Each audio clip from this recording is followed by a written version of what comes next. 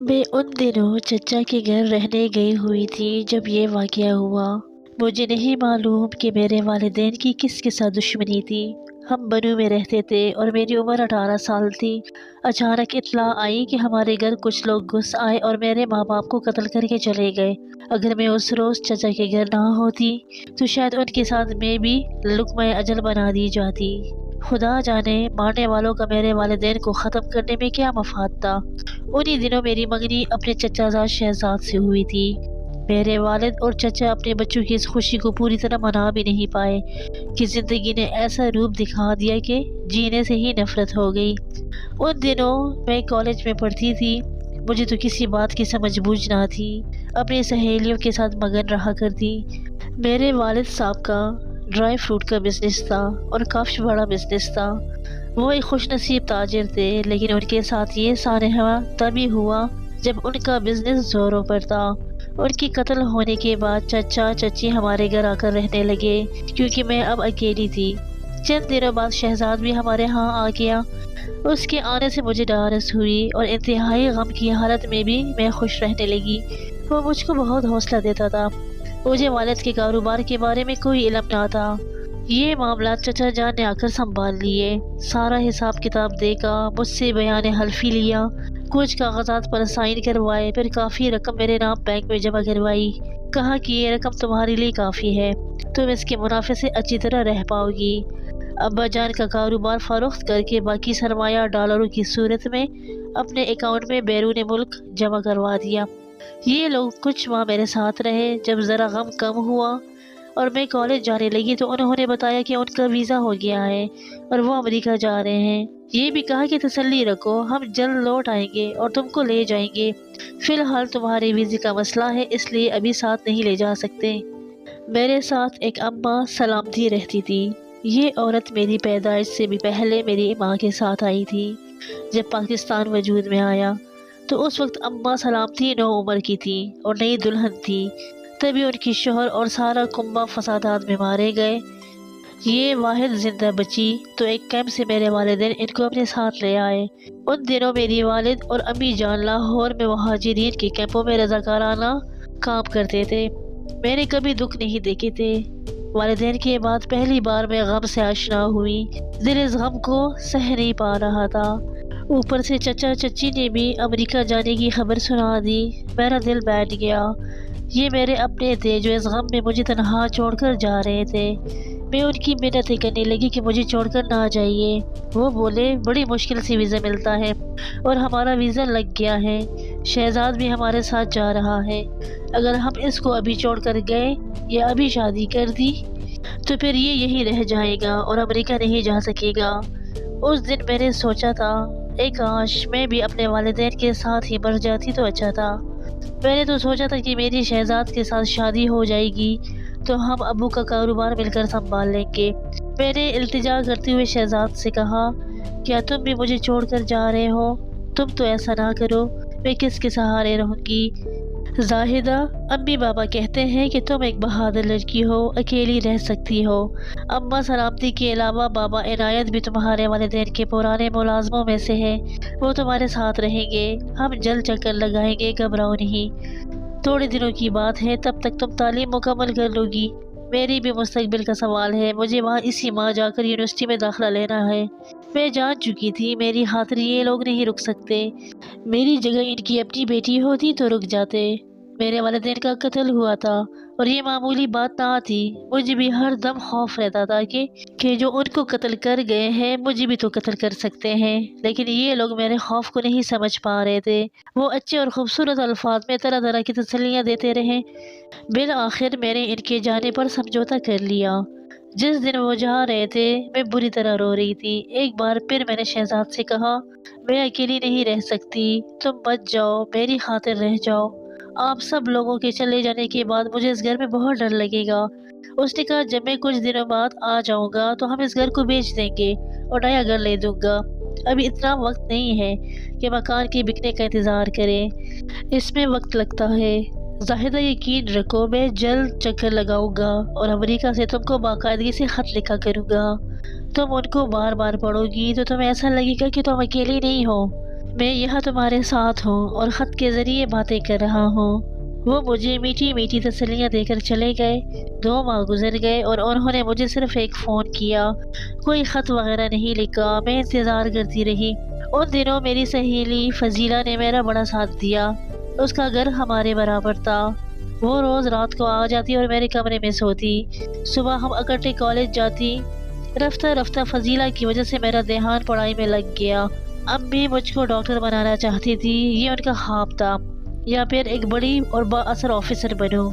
میں نے بھی اپنی والدہ کے خواب کی خاطر پڑھائی میں دل لگا لیا۔ CSS تو نہ کر سکی مگر وکالت کے امتحان پاس کر لیا۔ فضیلہ نہ ہوتی تو شاید میں یہ کبھی نہ کر پاتی۔ اس نے تو میرا اتنا خیال کیا کہ میں والدین کے غم کو بھی بلانے لگی۔ انہی دنوں اس کی والدہ کا انتقال ہو گیا تو ہم دونوں ایک جیسے ہو گئے۔ سارا دن ساتھ گزرتا، گھنٹوں بیٹھ کر باتیں کرتے، کہیں جانا ہوتا تو ساتھ جاتے۔ کالج میں لڑکیاں سوال کرتی کیا تم بہنیں ہو؟ ہم جواب دیتے کہ ہاں ہم بہنیں ہیں۔ ایک دن فضیلہ نے یہ کہہ کر میرے اوپر بجلی گرا دی کہ وہ اپنے بھائی کے پاس امریکہ جا رہی ہے۔ میں نے افسردہ ہو کر کہا تو پھر میرا کیا بنے گا؟ پیاری بہن تم مجھے تنہا چھوڑ کر نہ جاؤ۔ میں نے اس کی منت کی، وہ بھی وہی باتیں کہنے لگی جو چچا چچی اور شہزاد امریکہ جاتے وقت مجھ سے کہہ رہے تھے۔ خوبصورت اور تصوراتی تسلیاں۔ میں جلد لوٹ آؤں گی، ابو کو چانس ملا ہے اور بھائی نے سارا انتظام کر لیا ہے، جاتے ہی تم کو فون کروں گی اور خط بھی لکھوں گی۔ فضیلہ سب کہتے ہیں کہ امریکہ ایک بے وفا ملک ہے، جو وہاں جاتا ہے وہی کا ہو کر رہ جاتا ہے۔ میں نے رو کر التجا کی مگر اسے جانا تھا سو وہ چلی گئی۔ جب وہ جا رہی تھی تو میں سوچ رہی تھی کہ خدا نہ اب میں کیوں زندہ رہ پاؤں گی، میرا یہ سہارا بھی چھن گیا۔ اب والدین یاد آتے تو رات کو اٹھ کر روتی تھی۔ 3 ماہ گزر گئے، فضیلہ کا بھی خط نہیں آیا۔ وہ بھی چچا چچی اور شہزاد کی مانند وہاں جا کر مجھے بھول گئی۔ صرف اماں سلامتی ایک ہستی تھی جو ماں کی طرح میرا خیال رکھتی تھی، کیونکہ اس دنیا میں نہ تو ان کا کوئی تھا اور نہ ہی میرا۔ کسی دن میں بغیر ناشتے کے کالج چلی جاتی تو وہ بہت پریشان ہو جاتی۔ ان کو مجھ سے سچی محبت تھی۔ انہوں نے مجھ کو پالا تھا، گود میں کھلایا تھا۔ وہ بے آسرا ہونے کا دکھ سمجھتی تھی۔ میں سوچتی اگر میرے والدین نے اماں سلامتی کو اپنے پاس پناہ دینے کی نیکی نہ کی ہوتی تو آج میں اتنے بڑے گھر میں اکیلی نہ رہ پاتی۔ سچ ہے نیکی رائے گاہ نہیں جاتی۔ جو کچھ اولاد کرتی ہے وہ ماں باپ کے کام آئے یا نہ آئے، لیکن جو ماں باپ کر جاتے ہیں وہ نیکیاں اولاد کے کام ضرور آتی ہیں۔ کافی دن ایسے مایوسی سے گزرے۔ کالج سے آتی ہی اماں سلامتی سے پوچھتی کوئی خط آیا؟ جواب نہ میں ملتا۔ بالآخر ایک روز جب میں کالج سے لوٹی، ایک نیا لفافہ میرا منتظر تھا۔ یہ شہزاد کا خط تھا۔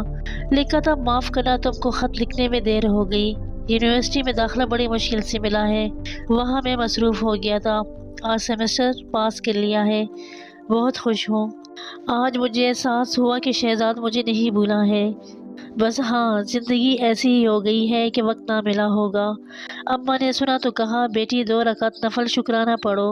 انہوں نے بھی شکرانے کے نفل ادا کیے۔ آج میرے اپنے کا خط میرے نام آیا تھا۔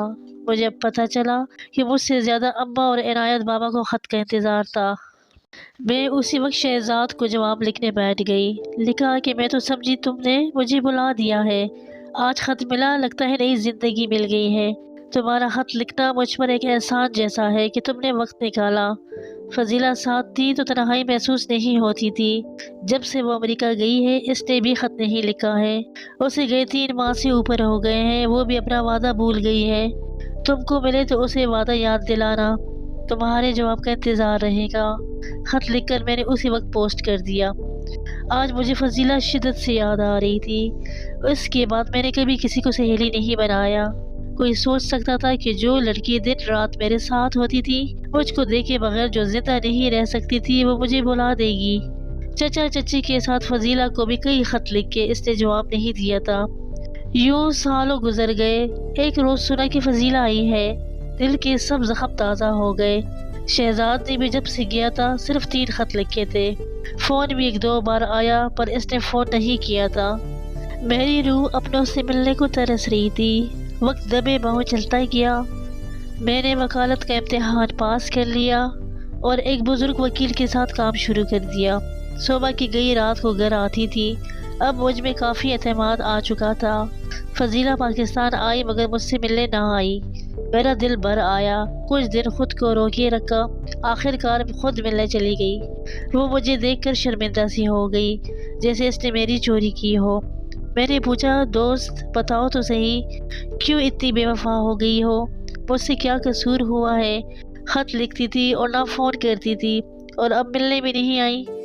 ادھر میرے اپنوں نے بھی مجھے امریکہ جا کر بلا دیا ہے، حتیٰ کہ میرے منگیتر نے بھی، جس نے مجھے نہ بلانے کے وعدے کیے تھے۔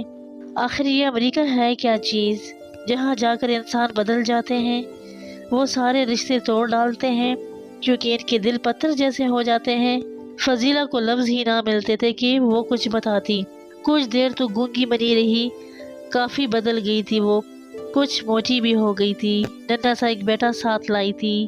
میں نے کہا کہ تم نے شادی کر لی اور بتایا تک نہیں، کم از کم تمہارے لیے شادی کا تحفہ ہی لے آتی۔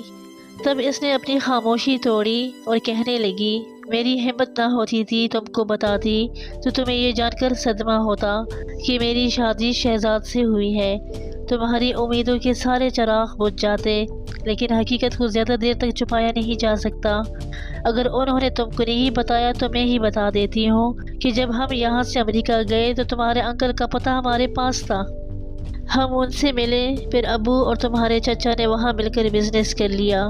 تم تو جانتی ہو یار، غیر میں اپنوں کا کتنا سہارا درکار ہوتا ہے۔ ہم دونوں گھرانے آپس میں ساتھ ساتھ ہو گئے۔ میں اور شہزاد ایک ہی یونیورسٹی میں پڑھنے لگے اور ہم میں اسی وجہ سے قربت ہو گئی۔ جلد یہ دوستی ازدواجی بندھن میں بدل گئی۔ بڑوں نے ہماری شادی کرا دی، لیکن ہم دونوں کو تمہارے دکھ کا شدت سے احساس تھا۔ ہم جانتے تھے کہ تم ہم دونوں کا شدت سے انتظار کر رہی ہو۔ پھر کس کی ہمت تھی کہ تم کو یہ خبر پہنچاتا؟ اس وجہ سے میں تم سے ملنے بھی نہیں آ پا رہی تھی۔ تم خود آ گئی، احسان ہے تمہارا۔ ہم اگر تمہارے قصوروار ہیں تو ہم کو معاف کر دو۔ تم وکیل بن چکی ہو، وقت بہت سا گزر چکا ہے، حالات بدل گئے ہیں۔ عرصے سے تمہارے اپنوں نے تم سے رابطہ نہیں کیا، تم ان سے بھی بددل ہو چکی ہو، مایوس ہو گئی ہوگی۔ شاید دوستی سے اب تک مایوس نہیں ہوئی تھی، مگر آج… یہ کہتے ہوئے فضیلہ رونے لگی۔ میں نے اس کے آنسو پونچھے اور کہا، دوست تم میری مجرم نہیں ہو، شادی تو قسمت کا کھیل ہے۔ شہزاد کی اگر تم سے شادی نہ ہوتی تو کسی اور سے کر لیتا، کیونکہ میں اسی قسمت میں نہیں تھی اور وہ میری تقدیر میں نہیں تھا۔ جس کی تقدیر میں تھا اس کو مل گیا۔ تمہارا بیٹا بھی بالکل شہزاد جیسا ہی لگتا ہے۔ یہ کہہ کر میں نے اس کے بیٹے کو اٹھا کر سینے سے لگا لیا اور درازی عمر کی دعا دی۔ میری آنکھیں چمچما برس رہی تھی اپنی سہیلی سے ملنے پر، جس کی بے وفائی نے مجھے دکھ بھی دیا تھا، لیکن اب میں وکیل تھی، بااعتماد ہو گئی تھی اور حوصلہ بھی پا لیا تھا۔ زندگی میں آئے دن ایسے کیس نظروں سے گزرتے تھے۔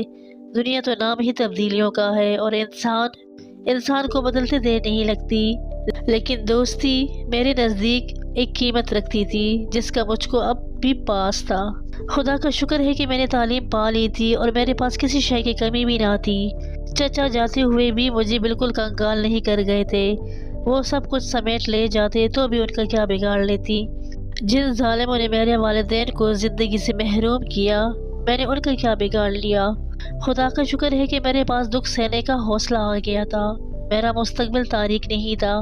کچھ دن پہلے مجھ کو عدالت میں ابو کے ایک دوست ملے تھے جو بڑے وکیل تھے۔ کہنے لگے، بیٹی تم کو کالے کوٹ میں دیکھ کر دل بہت خوش ہوا، تم بڑی بہادر ہو، تم نے حالات کا ہمت سے مقابلہ کیا ہے، تو اب میری ایک بات بھی مان لو، اب تم شادی کر لو اور گھر بسا لو۔ بیٹی عورت کی اصل زندگی یہی ہے کہ وہ اپنا جیون ایک اچھے جیون ساتھی کے ساتھ گزارے۔ میں نے کہا، انکل شادی کروں تو کس سے کروں؟ شادی کے لیے رشتہ تو والدین تلاش کرتے ہیں۔ انکل نے کہا کہ اگر مجھے اپنے والد کی جگہ سمجھو تو میں تمہارے لیے رشتہ تلاش کر چکا ہوں۔ میرا بیٹا عاطف ہے، تمہارے ساتھ ہی تو پریکٹس کرتا ہے، اگر تم کو پسند ہو تو میں تم کو بہو بنا لوں۔ جی انکل، میں نے جواب دیا، مجھے منظور ہے۔ یہ کہہ کر میں نے سر جھکا لیا۔ انہوں نے میرے سر پر ہاتھ رکھ دیا تو مجھے لگا میرے والد پھر سے زندہ ہو گئے ہیں۔